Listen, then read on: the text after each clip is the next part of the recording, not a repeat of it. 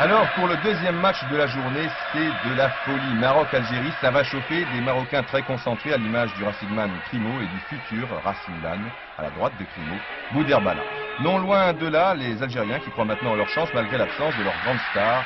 On a espéré au dernier moment, et oui, que Rabat Madjer serait de la partie. Finalement, cela n'empêche pas les Blancs de réaliser un bon début de match. Vous avez vu un bon tir de Ferraoui et maintenant une action encore plus dangereuse avec à la suite de cette passe de Bouafia de ce centre de Ferraoui, Jamel Ménad qui arrive un dixième trop tard et qui se heurte finalement à Zaki, arrivé la veille de Mayor.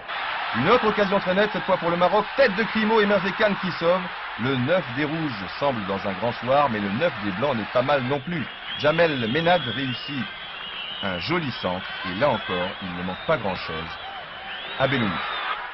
Ce match qui dépasse un peu le cadre du football, pour les raisons que vous savez, est très heurté. 32e minute, l'Algérien Kassi Saïd est victime d'une fracture du péroné.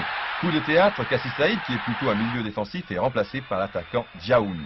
Un coup de poker de l'entraîneur d'Algérie, difficile à dire. Toujours est-il que le Maroc va dominer l'entrejeu en deuxième période. Crimo pour El Garef.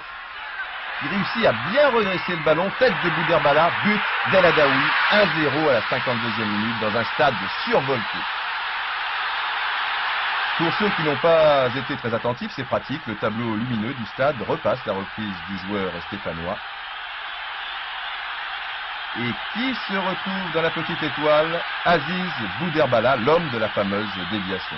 À partir de cet instant, le Maroc est libéré. Crimo, toujours remarquable remiseur, attend tranquillement El Garef et il le lance parfaitement.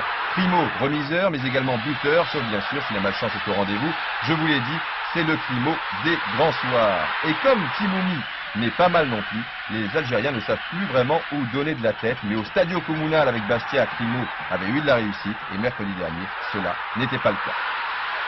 Indiscutablement les plus belles 25 minutes de cette première semaine. Dommage simplement que les crampons aient volé bas de part et d'autre. Dans ces conditions, les artistes comme Timoumi ou comme l'Algérien Belloumi n'avaient pratiquement aucune chance de s'exprimer. Je vous ai dit que les crampons volent bas, c'est une erreur. En fait, ils volent haut, très haut, à l'image de cet attentat de Tidjani sur Belloumi. Carton jaune seulement pour le Marocain, alors que le rouge était 100 fois mérité. Si les arbitres ne prennent pas les choses en main, il n'y aura plus beaucoup d'artistes en l'an 2000. Score final, 1-0 pour le Maroc. Écoutons El Adaoui.